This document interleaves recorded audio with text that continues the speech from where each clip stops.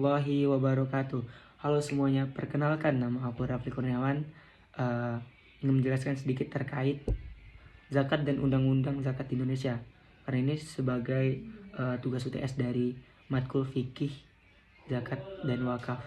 Oke, pertama-tama itu pernahkah kita tuh berpikir gitu, mengapa Islam menekankan pentingnya zakat? Nah, sebenarnya itu zakat bukan hanya kewajiban ibadah, tetapi juga instrumen sosial ekonomi yang luar biasa. Di Indonesia sendiri dengan jumlah penduduk muslim terbesar di dunia, seharusnya potensi zakat sangat besar kan. Bahkan bisa mencapai ratusan triliun rupiah setiap tahun. Namun potensi ini baru sebagian kecil yang benar-benar terkelola secara optimal. Oke, selanjutnya terkait makna dan tujuan zakat itu sendiri. Secara bahasa, zakat berarti bersih atau suci.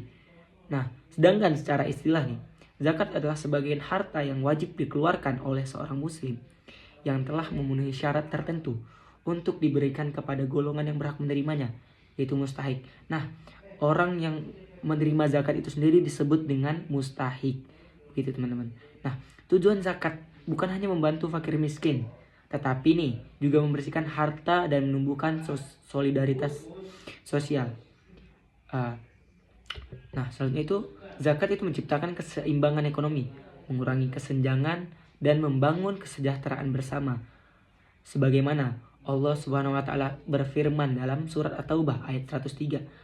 Ambillah yang artinya itu isinya tuh ambillah zakat dari sebagian harta mereka, dengan zakat itu kamu membersihkan dan mensucikan mereka. Nah, selanjutnya saya akan menjelaskan terkait pengelolaan zakat di Indonesia. Untuk memastikan pengelolaan zakat berjalan tertib dan transparan, pemerintah sendiri di Indonesia itu telah mengatur hal ini melalui Undang-Undang Nomor 23 tahun 2011 tentang pengelolaan zakat. Dalam UU ini dijelaskan bahwa pengelolaan zakat dilakukan oleh dua lembaga utama. Ada dua lembaga ini. Lembaga pertama itu sendiri adalah Badan Amil Zakat Nasional yang biasa kita sebut dengan Basnas. Nah, itu sebagai lembaga pemerintah. Yang kedua itu adalah Lembaga Amil Zakat LAS yang dikelola masyarakat dengan izin pemerintah. UU Zakat ini sendiri menegaskan bahwa zakat harus dikelola secara profesional, amanah dan transparan agar manfaatnya sendiri itu benar-benar dirasakan oleh pemerintah. Oleh masyarakat luas. Selain itu, zakat juga mulai dikaitkan dengan kebijakan ekonomi nasional. Misalnya dalam bentuk pengurangan pajak bagi muzaki yang menunaikan zakat melalui lembaga resmi. Oke, yang ketiga itu terkait tentang tantangan dan harapan.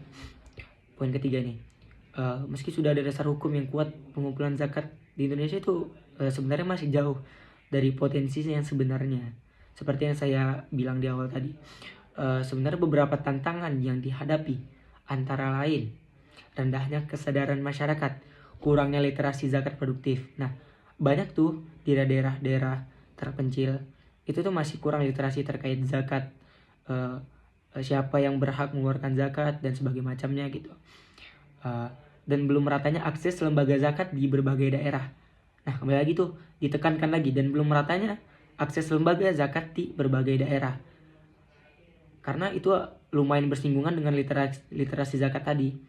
Nah, namun di era digital seperti sekarang nih, baik inovasi mulai bermunculan. Zakat kini bisa dibayar secara online melalui aplikasi. Nah, dengan berkembangnya zaman, zakat juga bisa kita bayar melalui online aplikasi. Itu sangat memudahkan kita kan, karena kita sebisa mungkin harus memaksimalkan teknologi yang ada dan perkembangan inovasi-inovasi yang ada sekarang. Nah, inovasi ini diharapkan mampu meningkatkan partisipasi umat Islam dalam menunaikan kewajiban zakat dengan mudah dan cepat.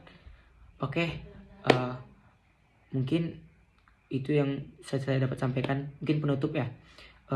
Buat teman-teman sekalian, saya mengingatkan sekali lagi, zakat itu bukan sekedar kewajiban, tetapi juga bentuk kepedulian sosial yang mampu mengubah kehidupan banyak orang.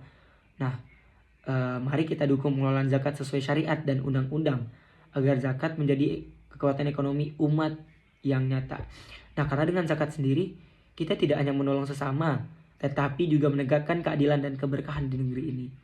Nah, mari kita sama-sama menunaikan zakat, sama-sama kita kembangkan itu literasi terkait zakat di daerah-daerah terpencil, karena masih banyak orang yang belum tahu terkait zakat ini kan. Nah, mungkin hanya itu yang bisa saya sampaikan, kurang dan lebihnya saya mohon maaf. Wabillahi taufiq wal hidayah. Wassalamualaikum warahmatullahi wabarakatuh. Terima kasih teman-teman.